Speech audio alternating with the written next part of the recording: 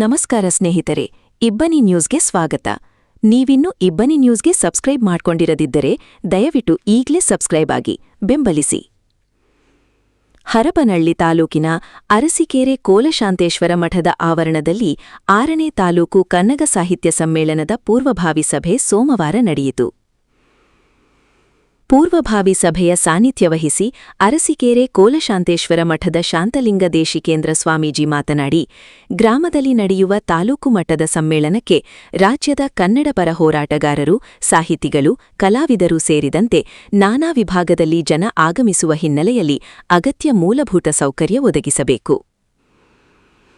ಸಮ್ಮೇಳನಕ್ಕೆ ಬೇಕಾಗುವ ಸ್ಥಳಾವಕಾಶ, ಊಟೋಪಚಾರ, ವಾಸ್ತವ್ಯ ಸೇರಿದಂತೆ ಅಗತ್ಯ ಸಮಿತಿಗಳನ್ನು ರಚಿಸಿ ಕುಂದುಕೊರತೆ ಎದುರಾಗದಂತೆ ಎಚ್ಚರಿಕೆ ವಹಿಸುವಂತೆ ಸಲಹೆ ನೀಡಿದರು. ಕನ್ನಡ ಸಾಹಿತ್ಯ ಸಮ್ಮೇಳನದ ಮಾಜಿ ಅಧ್ಯಕ್ಷ ಎಚ್. ಮಲ್ಲಿಕಾರ್ಜುನ ಮಾತನಾಡಿ, ಸಮ್ಮೇಳನದ ಯಶಸ್ಸಿಗೆ ಸ್ಥಳೀಯರು ಅಗತ್ಯ ಸಹಕಾರ ನೀಡಬೇಕು.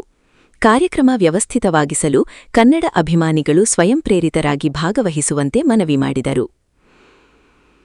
ತಾಲೂಕು ಸಮ್ಮೇಳನದ ಅಧ್ಯಕ್ಷ ಕೆ. ಉಚ್ಚಂಗೆಪ್ಪ ಮಾತನಾಡಿ, 6ನೇ ಸಾಹಿತ್ಯ ಸಮ್ಮೇಳನದ ಅಂಗವಾಗಿ ವಿಶೇಷ ಸ್ಮರಣೀಯ ಸಂಚಿಕೆ ಹೊರತರಲಾಗುವುದು. ತಾಲೂಕು ಸುತ್ತಮುತ್ತಲಿನ ವಿಶೇಷತೆ, ಕವನ, ಸಂಕಲನ, ಸಾಹಿತ್ಯ ಆಸಕ್ತಿಕರ ವಿಷಯಗಳನ್ನು ಆಹ್ವಾನಿಸಲಾಗುವುದು ಎಂದರು. ಪ್ರಗತಿಪರ ಚಿಂತಕ ಪಾಟೀಲ್ ಕೆಂಚನಗೌಡ ಮಾತನಾಡಿ, ಸಾಹಿತ್ಯ ಸಮ್ಮೇಳನ ಸಾಹಿತ್ಯಾಸಕ್ತರ ಉಗಮಕ್ಕೆ ನಾಂದಿಯಾಗಬೇಕು. ಕನ್ನಡಾಭಿಮಾನ ಇಂದಿನ ಪೀಳಿಗೆಗೆ ಬಿತ್ತರಿಸುವಂತಾಗಲಿ. ಸಾಹಿತ್ಯ ಸಮ್ಮೇಳನದಲ್ಲಿ ಅರಸೀಕೆರೆಯನ್ನು ತಾಲೂಕು ಕೇಂದ್ರವಾಗಿ ಘೋಷಣೆ ಮಾಡುವಂತೆ ಅಜೆಂಡಾ ಮುಂದಿಟ್ಟು ಕಾರ್ಯಕ್ರಮ ನಡೆಸಬೇಕು ಎಂದರು. ಸಾಹಿತ್ಯ ಸಮ್ಮೇಳನದ 4ನೇ ಪೂರ್ವಭಾವಿ ಸಭೆ ದಿನಾಂಕ 29/8/2026 ರ ಶನಿವಾರದಂದು ಮಧ್ಯಾಹ್ನ 2 ಗಂಟೆಗೆ ಅರಸೀಕೆರೆಯ ಕೋಲಶಾಂತೇಶ್ವರ ಮಠದಲ್ಲಿ ನಡೆಸಲಾಗುವುದೆಂದು ಸಭೆಯಲ್ಲಿ ತೀರ್ಮಾನಿಸಲಾಯಿತು. ಈ ಸಂದರ್ಭದಲ್ಲಿ ಸಾಹಿತ್ಯ ಪರಿಷತ್ನ ಮಾಜಿ ಅಧ್ಯಕ್ಷ ರಾಮನಮಲಿ, ಸುಭದ್ರಮ್ಮ, ಸಾಹಿತಿ ಇಸ್ಮಾಯಿಲ್ ಎಲೆಗಾರ್, ಪತ್ರಕರ್ತರಾದ ಕೆ. ಮಹೇಶ್, ನಾಗದಿಕಟ್ಟೆ ಎಂ. ರಾಮಚಂದ್ರನಾಯಕ್, ರಾಮನಗೌಡ, ಮುಖಂಡ ಕ್ಯಾರಕಟ್ಟೆ ಶಿವಯೋಗಿ, ಮಂಜುನಾಥಯ್ಯ, ನಾಗರಾಜ್, ಶರಣಪ್ಪ, ಕೂಬ್ಯಾನಾಯಕ್, ಚನ್ನಬಸಪ್ಪ, ಉಚ್ಚಂಗಿ ದುರ್ಗದ ಕೆಂಚಪ್ಪ, ಸಿದ್ದಣ್ಣ, ಕೊಟ್ರೇಶಪ್ಪ, ಗುಡಿಹಳ್ಳಿ ಹಾಲೇಶ್, ಬಸವರಾಜ್, ಮಾರುತಿ, ಗೊಂದಳ್ಳಿ ಗೋಪಾಲ, ನಿಚ್ಚವನಹಳ್ಳಿ ಭೀಮಪ್ಪ, ಕಬ್ಬಳ್ಳಿ ಮೈಲಪ್ಪ, ಮಂಜುನಾಥ್, ಚನ್ನಬಸಯ್ಯ, ಅಂಗನವಾಡಿ ಕಾರ್ಯಕರ್ತೆಯರ ಸಂಘದ ಅಧ್ಯಕ್ಷೆ ಕೆರೆಗುಡಿಹಳ್ಳಿ ಬಸಮ್ಮ, ಮಹಿಳೆಯರು, ತಾಲೂಕಿನ ಸಾಹಿತಿಗಳು, ಮುಖಂಡರು ಸೇರಿದಂತೆ ಇತರರು ಇದ್ದರು. ವರದಿ ಮಹೇಶ್, ಅರಸೀಕೆರೆ. ನಮ್ಮೆಲ್ಲರ ಆಸೆಯಾಗಿದೆ. ಆ ನಿಟ್ಟಿನಲ್ಲಿ ತಾವುಗಳೆಲ್ಲರೂ ಮುಂದಿನ ಜನಸಂಖ್ಯೆಯಲ್ಲಿ ಭಾಗವಹಿಸಬೇಕು. ಇನ್ನೂ ಹೆಚ್ಚಿನ ಸಲಹೆ ಸಹಕಾರವನ್ನು ನೀಡುವುದರ ಜೊತೆಗೆ 6ನೇ ಸಾಹಿತ್ಯ ಸಮ್ಮೇಳನ ಅತ್ಯಂತ ಯಶಸ್ವಿಯಾಗಲು ತಮ್ಮೆಲ್ಲರ ಸಹಕಾರ ಅತ್ಯಗತ್ಯ ಅಂತ ಹೇಳ್ತಾ ನನಗೆ ಮಾತಾಡಲು ಅವಕಾಶ ಮಾಡಿಕೊಟ್ಟಂತ ತಮ್ಮೆಲ್ಲರ ಯೋಚನೆ ಮಾತುಗಳನ್ನು ನೀಡುತ್ತೇನೆ. ಜೈ ಜೈ ಕರ್ನಾಟಕ. ಕಾರ್ಯಕ್ರಮದ ಅಧ್ಯಕ್ಷತೆಯನ್ನು ವಹಿಸಿಕೊಂಡಿರ್ತಕ್ಕಂತಹ ಕೆ. ಉಚ್ಚಂಗೆಪ್ಪ ಅವರ ಮಾತುಗಳನ್ನು ನಾವು ಕೇಳಿದ್ವಿ. ಈಗ ಕಾರ್ಯಕ್ರಮದ ಅಂತಿಮ ಘಟ್ಟ ಪುಣ್ಯ ಅಂತ ಭಾಷೆಯಲ್ಲಿ ಮತ್ತು ನಾವೆಲ್ಲರೂ ಅದೇ ಮಾತನ್ನೇ ಹೇಳಿದ್ದೀವಿ. ನಾನು ಏನು ಹೇಳಿಕೊಟ್ಟಿದ್ದಂದ್ರೆ, ಕನ್ನಡ ಭಾಷೆ ಈ ಕಾನ್ವೆಂಟ್ಗಳ ಪ್ರಭಾವದೊಳಗಡೆ ನಾನು ಮೊನ್ನೆ ಹೋಗಿ ಕೇಳಿದೆ. ಕನ್ನಡ CBSE ಸ್ಕೂಲಲ್ಲಿ, ಕಾನ್ವೆಂಟ್ಗಳಲ್ಲಿ ಕನ್ನಡ ಭಾಷೆ ತುಂಬ ವೀಕ್ ಇದೆ. ಅವ್ರಿಗೆ ಹೇಳಿದೆ, ಕನ್ನಡ ವಾರ ಅಂತ ಒಂದ್ಸಲ ಮಾಡಿಬಿಡಿ. ಮಕ್ಕಳಿಗೆ ಬೇಸಿಕ್ ವ್ಯಾಕರಣ ಗೊತ್ತಿಲ್ಲ. ನಾವೆಲ್ಲ ಓದುವಾಗ ಕನ್ನಡ ಬೇಸ್ಟ್ ಎಷ್ಟು ಚೆನ್ನಾಗಿ ವ್ಯಾಕರಣ ಹೇಳ್ಕೊಡ್ತಾ ಇದ್ವಿ. ಶ್ರವಣ ದೀರ್ಘ ಸಂಧಿ ಅಂದ್ರೆ ಏನು, ಗುಣಸಂಧಿ ಅಂದ್ರೆ ಏನು ಎಲ್ಲ ಹೇಳ್ಕೊಡಿ. ಆ ಮಕ್ಕಳಿಗೆ ಕನ್ನಡವೇ ಬರಲ್ಲ. ಮುಂದೊಂದಿನ IAS KS ಕೋಚಿಂಗ್ ಹೋದ್ರೆ ಅವರು ಕಾಂಪಿಟೇಟಿವ್ ಎಕ್ಸಾಮ್ಗೆ ಹೋದ್ರೆ, ಸ್ಪರ್ಧಾತ್ಮಕ ಪರೀಕ್ಷೆಗೆ ಹೋದ್ರೆ ಕನ್ನಡ ವಿಷಯ ಒಂದು ಕಡ್ಡಾಯ. ಭಾಳ ಒಬ್ರು ಯಾರು ಹೇಳಿದ್ರು, ಹೋಬಳಿ ಮಟ್ಟಕ್ಕೆ ಹಳ್ಳಿಗಳಿಗೆ ಕನ್ನಡದ ಧ್ವನಿ ಹೋಗ್ಬೇಕಂತ. ಈಗ ಹಳ್ಳಿಗೆ ಇರೋದಲ್ಲ, ಅವರೇ ನಿಜವಾದ ಕನ್ನಡಿಗರು. ಯಾರು ದುಡಿತಾರಲ್ಲ, ಕೆಲಸ ಮಾಡ್ತಾರೆ, ಕೃಷಿಕರಿದ್ದಾರೆ, ಕೂಲಿಕಾರಿದ್ದಾರೆ, ರೈತರಿದ್ದಾರೆ, ಅವರ ನಾಲಿಗೆಯಲ್ಲಿ ಮಾತ್ರ ಕನ್ನಡ ಬದುಕಿರೋದು ನೆನ್ಪಿಟ್ಕೊಬೇಡಿ. ಬೆಂಗಳೂರವ್ರ ನಾಲಿಗೆಯಲ್ಲಿ ಕನ್ನಡ ಬದುಕಿಲ್ಲ. ಈ ಕನ್ನಡಿಗರು ಏನಿದ್ದಾರೆ, ದುಡಿಯೋ ವರ್ಗ ಏನಿದೆ, ಶ್ರಮಿಕ ವರ್ಗ ಏನಿದೆ, ಈ ಶ್ರಮಿಕ ವರ್ಗ ಎಲ್ಲಿವರೆಗೂ ಬದುಕಿರ್ತದೋ ಅಲ್ಲಿವರೆಗೂ ಕನ್ನಡ ಬದುಕಿರ್ತದೆ. ಬೆಂಗಳೂರಿನವರು ಸತ್ತೋಗ್ಬಿಡ್ತಾರ, ಕನ್ನಡ ಸಾಯಿಸ್ತಾರವ್ರು. ನೀವು ದಾವಣಗೆರೆಗೆ ಹೋದ್ರೆ ಕನ್ನಡ ಕೊಡಬೇಕಾಗ್ತದೆ. ಅಂತ ಸ್ಥಿತಿಗೆ ನಾವಿದ್ದೀವಿ. ಈ ಕನ್ನಡಿಗರಿಗೆ ಸೌಲಭ್ಯಗಳನ್ನು ಕೊಡುವಂತ ಜವಾಬ್ದಾರಿ ಸರ್ಕಾರಗಳದ್ದು. ಈ ಸಮ್ಮೇಳನ ಸುಮ್ಮನೆ ಸಾಂಕೇತಿಕ ಸಮ್ಮೇಳನ ಅಲ್ಲ. ಸರ್ಕಾರದ ಮೇಲೆ ಏನೇನು ಒತ್ತಡ ತರಬೇಕು, ಸಮ್ಮೇಳನದ ಮೂಲಕ ಕೂಡ ಒತ್ತಡ ತರಬೇಕಾಗ್ತದೆ.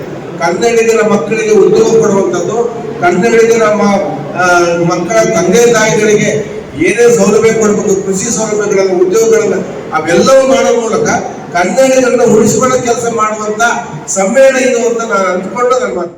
ಇದರಿಂದ ಮುಂದೆ ಇದು ಕನ್ನಡ ಸಾಹಿತ್ಯದ ತಾಲೂಕು ಮಟ್ಟದ ಒಂದು ಇದ್ರೊಳಗೆ ಒಂದೊಂದ್ಸರಿ ಆಗ್ತಿರ್ತವೆ ಹೆಚ್ಚು ಮಾತು ಇದ್ರೊಳಗೆ ಹೋಬಳಿ ಮಟ್ಟ ಮಟ್ಟ ಅದು ತಾಲೂಕು ಮಟ್ಟದಲ್ಲಿ ಸಾಹಿತ್ಯ ಸಮ್ಮೇಳನ ಆಗಿರೋದ್ರಿಂದ ಅದ್ರ ಹೊತ್ತು ಯಾಕೆ ಕೊಟ್ಟು ಮೊದಲೇನಿತ್ತು ಈಗ ರಾಜಕೀಯ ರಂಗದಲ್ಲಿ ನಮಗೆ 7 ಪಂಚಾಯತ್ ಅಂದು ಕೂಡ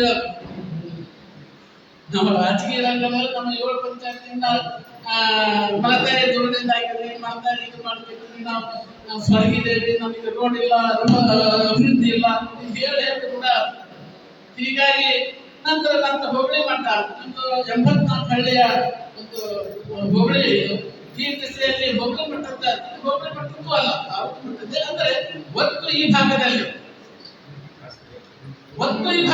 ಹೊತ್ತು ಬರೇ ಹೋಬಳಿ ಮಟ್ಟದ ಸಾಹಿತ್ಯ ಸಮ್ಮೇಳನ ಅಲ್ಲ, ಇದು ತಾಲೂಕು ಮಟ್ಟದ ಸಾಹಿತ್ಯದಲ್ಲಿ ಇಡೀ ತಾಲೂಕಿನ ರಾಗಿ ಮಸರಾಡೆ ಇರ್ಬೋದು, ಬೇರೆ ಇರ್ಬೋದು, ಎಲ್ಲ ನಮ್ಮ ಅಭಿಮಾನ ಸಾಹಿತ್ಯದ ಅಭಿಮಾನ ಇದ್ರೆ ಇವತ್ತು ಬೇರೆ ಕಡೆ ನಡೀತದೆ ಸಾಹಿತ್ಯ ಸಮ್ಮೇಳನ. ಉಡುಪಿ ಆಯ್ತು, ಬೆಂಗಳೂರು ಆಯ್ತು, ಬೇರೆ ರಾಜ್ಯದ ಆಯ್ತು, ಇಲ್ಲೆಲ್ಲ ಸಾಹಿತ್ಯ ಆಸಕ್ತಿ ಅಲ್ಲಿ ಹೋಗ್ತದೆ. ಜಿಲ್ಲಾ ಮಟ್ಟದ ಸಾಹಿತ್ಯ ಇದ್ರು ಸೇತಕ್ಕ ಬೇರೆ ಜಿಲ್ಲೆಯಲ್ಲೂ ಸೇತಕ್ಕ ಸಾಹಿತ್ಯದ ಅಭಿವೃದ್ಧಿ ಆಗ್ತದಲ್ಲ ಅಲ್ಲಿ ಹೋಗ್ತಿದ್ದಾರೆ. ಹಾಗೆ ತಾಲೂಕು ಮಟ್ಟದ ಸಾಹಿತ್ಯ ಸಮ್ಮೇಳನ ಸೇತಕ್ಕ ಸಾಹಿತ್ಯ ಅಭಿಮಾನಿಗಳು ಈ ಭಾಗದಲ್ಲಿ ಇದರಲ್ಲಿ ಸತತವಾಗಿ ತಮ್ಮ ಅನಿಸಿಕೆ ಅನುಭವ ನಾವು ಈಗ ಸಲಹೆ ಅದಕ್ಕಂತೂ ಒಂದು ಸಲಹೆ ಏನು ಮಾಡಬೇಕು ಏನು ಅನ್ನೋದನ್ನ ಕೇಳಬೇಕು. ಅದಕ್ಕೆ ಇದೆಲ್ಲ ನಿಮ್ಮೆಲ್ಲರ ಒಂದು ಸಲಹೆ ಸೂಚನೆ ಮುಖಾಂತರ ಇದು ಒಬ್ಬರೇ ಮಾಡೋದಲ್ಲ, ನಮ್ಮ ಅಧ್ಯಕ್ಷರು ಒಬ್ಬರೇ ಮಾಡೋದಲ್ಲ, ಮರ್ಕರ್ಸರು ಅವ್ರ ಅನುಭವ ಇದೆ ಆದ್ರೆ ಅವ್ರ ಸೇರಿ ಮಾಡೋದಲ್ಲ, ಎಲ್ಲರೂ ಬಹಳಷ್ಟು ಅನುಭವ ಅವರು ಸೇರಿ ಮಾಡೋದಲ್ಲ, 4 ಮಂದಿ ಇವರೆಲ್ಲ ಮಾಜಿ ಅಧ್ಯಕ್ಷರಿದ್ದಾರೆ. ಇಷ್ಟೇ 4 ಮಂದಿಯಿಂದ ಇದು ಸಾಹಿತ್ಯ ಸಮ್ಮೇಳನ ಯಶಸ್ವಿ ಆಗೋದಿಲ್ಲ. ಅದಕ್ಕೆ ಒಬ್ಬರೇ ಒಂದು ಕೈಯಿಂದ ಚಪ್ಪಾಳೆ ಆಗೋದಿಲ್ಲ, 2 ಕೈ ಕೂಡಿದಾಗ ಚಪ್ಪಾಳೆ ಆಗ್ತದೆ.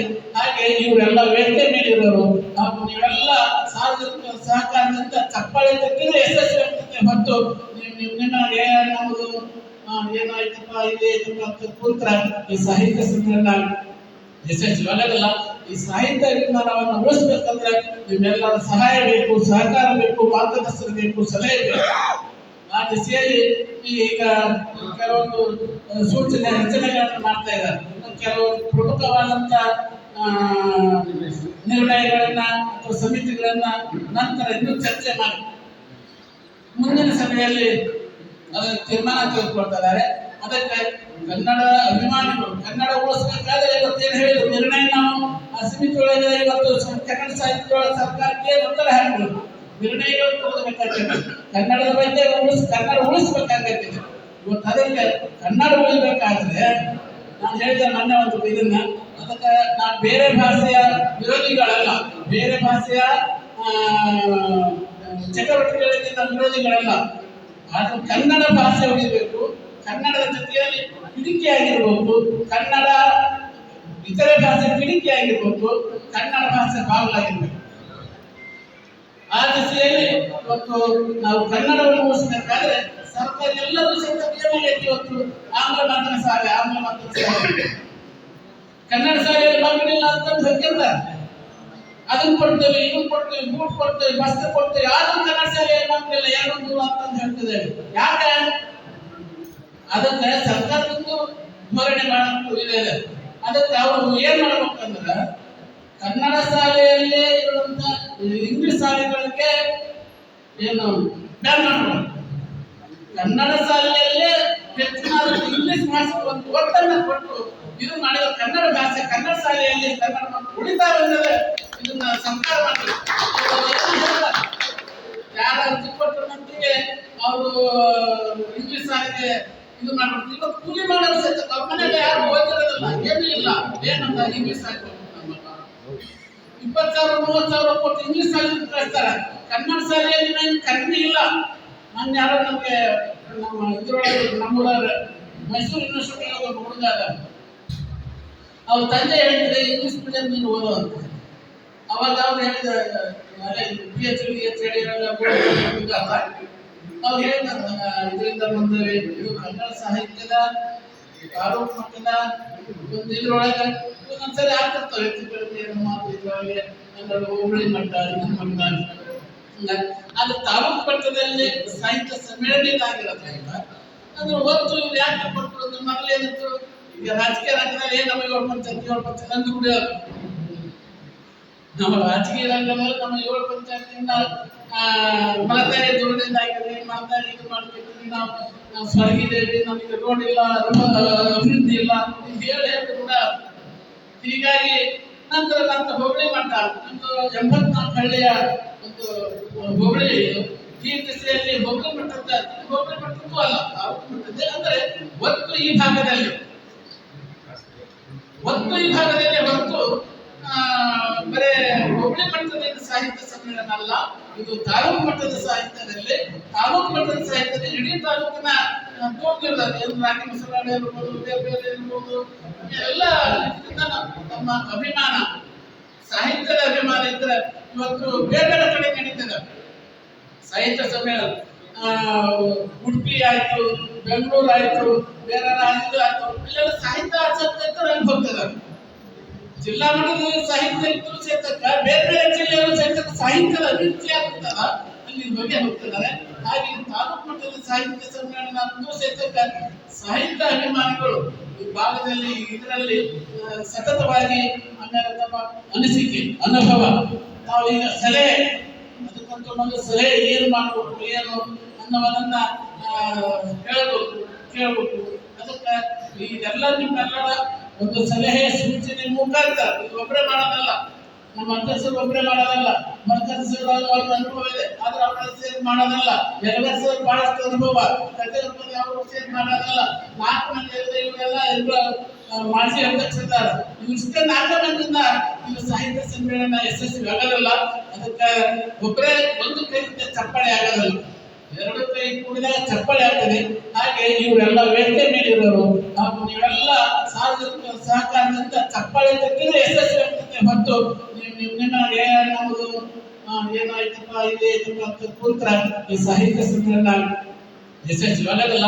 ಈ ಸಾಹಿತ್ಯ ಅಭಿಮಾನವನ್ನು ಉಳಿಸ್ಬೇಕಂದ್ರೆ ನಿಮ್ಮೆಲ್ಲರ ಸಹಾಯ ಬೇಕು, ಸಹಕಾರ ಬೇಕು, ಮಾರ್ಗದರ್ಶನ ಬೇಕು, ಸಲಹೆ ಬೇಕು. ಆ ದಿಸೆಯಲ್ಲಿ ಈಗ ಕೆಲವೊಂದು ಸೂಚನೆ ರಚನೆಗಳನ್ನು ಮಾಡ್ತಾ ಇದ್ದಾರೆ. ಕೆಲವು ಪ್ರಮುಖವಾದಂತ ನಿರ್ಣಯಗಳನ್ನ ಅಥವಾ ಸಮಿತಿಗಳನ್ನ ನಂತರ ಇನ್ನೂ ಚರ್ಚೆ ಮಾಡಿ ಮುಂದಿನ ಸಭೆಯಲ್ಲಿ ತೀರ್ಮಾನ ತೆಗೆದುಕೊಳ್ತಾ ಇದ್ದಾರೆ. ಅದಕ್ಕೆ ಕನ್ನಡ ಅಭಿಮಾನಿಗಳು ಕನ್ನಡ ಉಳಿಸಬೇಕಾದ್ರೆ ಇವತ್ತೇನು ಹೇಳಿದ್ರು ನಿರ್ಣಯ ನಾವು ಆ ಸಮಿತಿ ಒಳಗೆ ಇವತ್ತು ಕನ್ನಡ ಸಾಹಿತ್ಯ ಸರ್ಕಾರಕ್ಕೆ ಒತ್ತಡ ಹಾಕಬಹುದು, ನಿರ್ಣಯಗಳು ತಗೊಳ್ಬೇಕಾಗ್ತದೆ. ಕನ್ನಡದ ಬಗ್ಗೆ ಕನ್ನಡ ಉಳಿಸ್ಬೇಕಾಗತ್ತೆ. ಇವತ್ತು ಅದಕ್ಕೆ ಕನ್ನಡ ಉಳಿಬೇಕಾದ್ರೆ ನಾನು ಹೇಳಿದೆ ಮೊನ್ನೆ ಒಂದು ಇದನ್ನ, ಅದಕ್ಕೆ ನಾನು ಬೇರೆ ಭಾಷೆಯ ವಿರೋಧಿಗಳಲ್ಲ, ಬೇರೆ ಭಾಷೆಯ ಚಟುವಟಿಕೆಗಳಿಗೆ ನಾವು ವಿರೋಧಿಗಳಲ್ಲ. ಆದ್ರೆ ಕನ್ನಡ ಭಾಷೆ ಉಳಿಬೇಕು, ಕನ್ನಡದ ಜೊತೆಯಲ್ಲಿ ಪಿಡಿಕೆಯಾಗಿರ್ಬೇಕು, ಕನ್ನಡ ಇತರೆ ಭಾಷೆ ಪಿಡಿಕೆಯಾಗಿರ್ಬೇಕು, ಕನ್ನಡ ಭಾಷೆ ಬಾಗಲಾಗಿರ್ಬೇಕು. ಆ ದಿಸೆಯಲ್ಲಿ ಇವತ್ತು ನಾವು ಕನ್ನಡವನ್ನು ಉಳಿಸಬೇಕಾದ್ರೆ ಸರ್ಕಾರ ಎಲ್ಲರೂ ಏನಾಗೈತಿ ಇವತ್ತು ಆಂಗ್ಲ ಮಾಧ್ಯಮ ಶಾಲೆ ಕನ್ನಡ ಶಾಲೆಯಲ್ಲಿ ಮಕ್ಕಳಿಲ್ಲ ಅಂತ ಹೇಳ್ತಿರ್ತಾರೆ. ಅದನ್ನ ಕೊಡ್ತೇವೆ, ಇದನ್ನ ಕೊಡ್ತೇವೆ, ಬೂಟ್ ಕೊಡ್ತೇವೆ, ಬಸ್ತ ಕೊಡ್ತೇವೆ, ಆದ್ರೂ ಕನ್ನಡ ಶಾಲೆಯಲ್ಲಿ ಮಕ್ಕಳಿಲ್ಲ 2 ದೂರ ಅಂತ ಹೇಳ್ತಿದ್ದೇವೆ. ಯಾಕೆ? ಅದಕ್ಕೆ ಸರ್ಕಾರದಿಂದ ಧೋರಣೆ ಮಾಡಬೇಕು ಇದೆ. ಅದಕ್ಕೆ ಅವರು ಏನ್ ಮಾಡ್ಬೇಕಂದ್ರೆ ಕನ್ನಡ ಶಾಲೆಯಲ್ಲೇ ಇರುವಂತ ಇಂಗ್ಲಿಷ್ ಶಾಲೆಗಳಿಗೆ ಏನು ಬ್ಯಾನ್ ಮಾಡಬೇಕು, ಕನ್ನಡ ಶಾಲೆಯಲ್ಲೇ ಹೆಚ್ಚಿನ ಇಂಗ್ಲಿಷ್ ಭಾಷೆ ಒಂದು ಒತ್ತನ್ನು ಕೊಟ್ಟು ಇದು ಮಾಡಿದ ಕನ್ನಡ ಭಾಷೆ ಕನ್ನಡ ಶಾಲೆಯಲ್ಲಿ ಕನ್ನಡ ಮಕ್ಕಳು ಉಳಿತಾರೆ ಅನ್ನೋದೇ ಇದನ್ನ ಸರ್ಕಾರ ಮಾಡಬೇಕು. ಯಾರ ಅರ್ಜಿ ಕೊಟ್ಟ ಮಟ್ಟಿಗೆ ಅವರು ಇಂಗ್ಲಿಷ್ ಶಾಲೆಗೆ ಇದು ಮಾಡ್ಬೇಕು. ಇವತ್ತು ಕೂಲಿ ಮಾಡೋದು ಸಹಿತ ಅವ್ರ ಮನೆಗೆ ಯಾರು ಓದಿರೋದಿಲ್ಲ, ಏನೂ ಇಲ್ಲ, ಏನಂತ ಇಂಗ್ಲಿಷ್ ಶಾಲೆ. ಹರಪಳ್ಳಿ ತಾಲೂಕಿನ 6ನೇ ಕನ್ನಡ ಸಾಹಿತ್ಯದ ಪೂರ್ವಭಾವಿ ಸಭೆಯಲ್ಲಿ ಸೇರಿರುವಂಥ ಹಿರಿಯರು, ಮಾಜಿ ಅಧ್ಯಕ್ಷರಾದಂಥ ರಾಮಲಿಂಗ ಸರ್ ಅವರೇ, ಮಾಜಿ ಅಧ್ಯಕ್ಷರಾದ ಸುಭದ್ರನವರೇ, ಹಾಲಿ ಅಧ್ಯಕ್ಷರಾದಂಥ ಚಂದ್ರ ಸರ್ ಅವರೇ, ಮಲ್ಲಿಕಾರ್ಜುನ ಸರ್ ಅವರೇ, ಈ ಸಭೆಯಲ್ಲಿ ಸೇರಿರುವಂಥ ಕನ್ನಡದ ಅಭಿಮಾನಿಗಳೇ, ತಾಯಿಯಂದರೆ ನಿಮ್ಮೆಲ್ಲರಿಗೂ ಶರಣಾರ್ಥಿ. ಈಗಾಗಲೇ ಬಹಳಷ್ಟು ಮಂದಿ ಬಹಳ ರೀತಿಯಲ್ಲಿ ಸಲಹೆ ಮತ್ತು ಸೂಚನೆಗಳನ್ನು ಕೊಟ್ಟಿದ್ದಾರೆ. ಮುಂದೆ ಮಾಡಬೇಕಾದಂಥ ಸಲಹೆ ಸೂಚನೆಗಳಿಗೆ ಸಮಿತಿಗಳನ್ನು ರಚಿಸುವಂತ ಇದು 3ನೇ ಸಭೆ ಅಂತ ಹೇಳ್ತಾರೆ. 3ನೇ ಸಭೆ ನೋಡಿದರೆ ಇವತ್ತು ಬಹಳ ವಿಶೇಷ ಅನ್ಸುತ್ತೆ. ಮೊದಲೊಂದು ಸಭೆ ಸೇರಿದ್ವಿ, ಕೆಲವೇ ಜನ. 2ನೇ ಸಭೆಯಲ್ಲಿ ಬಹಳಷ್ಟು ಕಡಿಮೆ. ಇವತ್ತು 3ನೇ ಸಭೆಯಲ್ಲಿ ಅಕ್ಕಪಕ್ಕದ ಸುತ್ತಮುತ್ತಲಿನ ಎಲ್ಲರೂ ಸೇರಿದ್ವಿ. ಈ 3ನೇ ಸಭೆಯಲ್ಲಿ ಏನ್ ಹೇಳ್ತಿದ್ದೀವಲ್ಲ ಅಂದ್ರೆ ಅವ್ರ ಕಥೆ ನೆನಪಾಗ್ತದೆ. ಒಬ್ಬ ಶ್ರೀಮಂತನ ಮಗ ದಾವಣಗೆರೆ ನಾವು ಬೆಂಗಳೂರು ಐಸಿಟಿಯಲ್ಲಿ ಓದಿಸ್ತಾ ಇದ್ವಿ. ಊರಲ್ಲಿ ಓದೇ ಇರಲಿಲ್ಲ, ಯಾರು ಓದೇ ಇರಲಿಲ್ಲ. ಕನ್ನಡದ ಅಭ್ಯಾಸನ ಮಾಡಿರ್ಲಿಲ್ಲ, ಶಿಕ್ಷಣ ಅನ್ನೋದು ಗೊತ್ತಿರಲಿಲ್ಲ, ಏನು ಗೊತ್ತಿರಲಿಲ್ಲ, ಯಾರೂ ಓದಿಲ್ಲ. ನಮ್ಮ ಹುಡುಗ ನಮ್ಗೆಲ್ಲ ಸಂಪತ್ತಿದೆ, ಹಣ ಇದೆ, ಇದೇ ಇದೆ, ಅದಕ್ಕೆ ನಾನೇ ಓದಿಸ್ಬಾರ್ದು ಅಂತಂದು ಮಗನನ್ನ ದೊಡ್ಡ ಪಟ್ಟಣಕ್ಕೆ ಬಿಟ್ಟ ಓದಲಿಕ್ಕೆ. 3 ವರ್ಷದ ಕೋರ್ಸ್.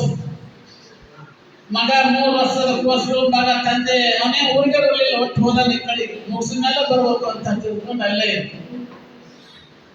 ತಂದೆ ದುಡ್ಡು ಕಳಿಸ್ತಾ ಇದ್ದ, ಓದ್ತಾ ಇದ್ದ, ಅವ್ನು ಓದ್ ಬೇರೆ ಇತ್ತು. ಸಾಕಷ್ಟು 3 ವರ್ಷ ಆಯ್ತು. ಊರಿಗೆ ನಾನು ಅಭ್ಯಾಸ ಅನ್ಕೊಂಡು ಊರಿಗೆ ಬಂದು ಬರುವಾಗ ಅಪ್ಪ ನಾನು ಬರ್ತೇನೆ ಅಂತ ತಂದೆಗೆ ಹೇಳಿದೆ. ತಂದೆ ಬಹಳಷ್ಟು ಖುಷಿ ಆಯ್ತು. ನನ್ನ ಊರಿನಲ್ಲಿ ಯಾರೂ ಓದೇ ಇರುವಂತ ಶಿಕ್ಷಣವನ್ನ ನನ್ನ ಮಗ 3 ವರ್ಷ ಓದಿದಾನ.